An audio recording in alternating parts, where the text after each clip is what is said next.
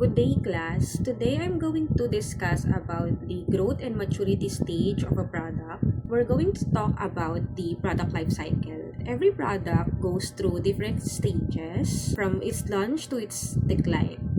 Two of the most important stages are the growth stage and the maturity stage because this determine if a product will achieve long-term success and profitability.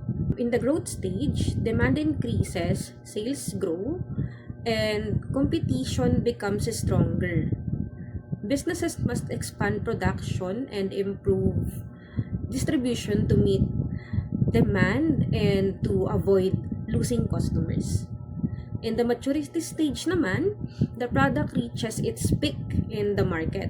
Companies must maintain market share by improving their products, creating new offers, and managing costs while keeping quality of a product.